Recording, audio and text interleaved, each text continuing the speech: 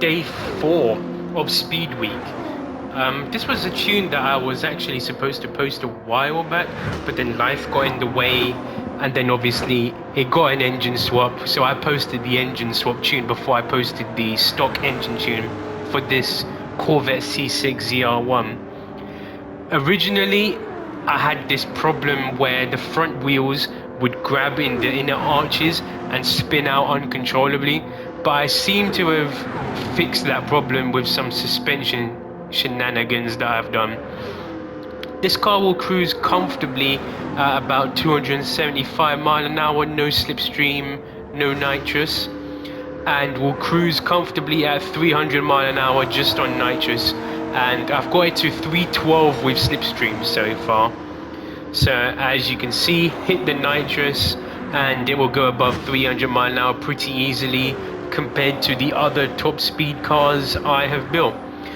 With some of the cars you see today, you may have seen them in the background of some of my top speed builds. This is because I've got a custom race set with all of my top speed builds, my best top speed builds I should say, for the fastest cars, that will allow me to compare this to other vehicles. So we get past 302 miles an hour. Let's see what parts I've installed. Starting off in the Ultimate, I've put the titanium connecting rods and pistons and the carbon prop shaft. Then on Extreme, I nearly forgot what name it was. On Extreme, I put nitrous, hydraulic handbrake, and the steering angle adapter, which you don't need any of these three if you don't want to. But nitrous is imperative for this setup to get to 300 miles an hour. The same with the heavy wets. As I said previously on the last video we did, you don't have to put the heavy wets on the front. You can just put whatever the stock tires are on the front, whether that be sports hards, comfort tires or whatever. So you can save yourself about 38 grand. Do not buy this if you don't need to. Then for the racing section, I've got balance tuning, polished ports, supercharger high-end torque, racing intercooler, racing air filter, racing silencer, racing exhaust manifold, racing pads. I put the slotted discs on this one because I just felt like it. Fully customizable suspension, racing clutch and flywheel, fully customizable racing transmission, and racing hard tires. Racing hard tires? No, I didn't put racing hard tires. I don't know why I put racing hard tires. You want racing softs for this? Oh, I bought all three. Okay. Well, for this particular build, you want racing softs. And I can't remember if I installed... No, this doesn't have weight stage 5. I thought this might have had stage 5 weight. It doesn't. So that's another saving for you there. So yeah, racing soft tires for this build. Semi-racing, you want racing crankshaft, fully customizable computer. I didn't use the low-end torque supercharger on this build. Fully customizable LSD. Okay, so it maxes out at weight stage 3. So obviously when you stage 3 weight and your increased body rigidity. For the Club Sport, you want your bore up, your high lift cams. I don't know why I put sports suspension on this. This must have been some weird build that I did before. But don't buy the sports suspension if you don't need to. Weight balance stage 2. Weight reduction stage 2. I'm making so many mistakes in this video. You think after doing 4 days of this I'd know what I'm doing, but clearly not. So you want your weight reduction stage 2, and then your power restrictor and ballast if you want. And then on sports, there should only be weight stage 1 and whatever the tires it came with. So you could put your sports hards on the front, and then obviously you want your weight stage 1. Onto the setup then. As you can see, this is top speed, ultimate parts, no flip, and shift point at 7700 RPM. I'm just going to put the sports hard tires on the front there, and then you want your racing softs on the back. Your fully customizable suspension, you want high adjustment at 90, roll bar on 10, compression on 40, expansion on 50, natural frequency on 3.5 and 7, no camber, no toe. LSD to 60, 60, 60. I have got a front and rear splitter on this. I do have custom rims, stock width, stock offset, and I have the downforce set at 110 and 130. This helps with preventing the spinning out thing that I mentioned earlier about how the wheels clip on the arches and your steering gets locked and it spins out uncontrollably, which is really irritating. A lot of cars have that, surprisingly. When you put the fully customizable suspension on it, that will actually happen, whereas as a stock vehicle, it'll be fine.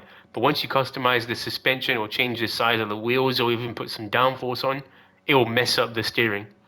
Another common vehicle that happens to is the Muses 2000 GT1. It's pretty irritating, but we just got to deal with it because Polyphony wants to focus on their crappy esports events rather than focusing their efforts on what 85% of their player base want, which is more single player content and more stuff to do.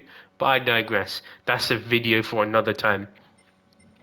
ECU maxed out, no ballast positioning, no power restrictor, fully customizable racing transmission, auto set to 500, and then you want the following gears: first 2.408, second 1.582, third 1.077, fourth 0.760, fifth 0.581, and sixth 0.550, with a final drive of 3.42.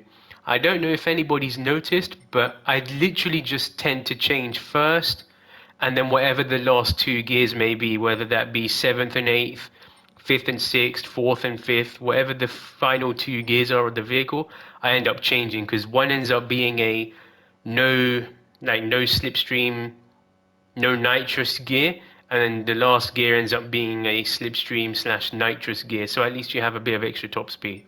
And as mentioned before, if you want more top speed, move your final drive to the left. If you want less top speed, move it all the way to the right. It's the same with the individual gears as well. You want your nitrous on 50 all the way up. And then obviously here are all the permanent parts that have been installed and all the other parts I've installed. So day 4, halfway through the week, 3 more tunes to go, and then we're back to our normal Monday, Wednesday, Friday schedule.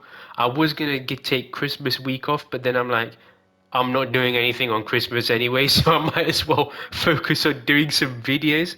And yeah, hopefully I can get my mic sorted out because I've figured out I think I need a DAC to plug in directly to the PlayStation rather than the controller, and potentially a new TV / 4K screen because I'm stuck at recording at 1080 right now, and I want to record in 4K to get some nice cinematic videos and learn how to do that on Gran Turismo.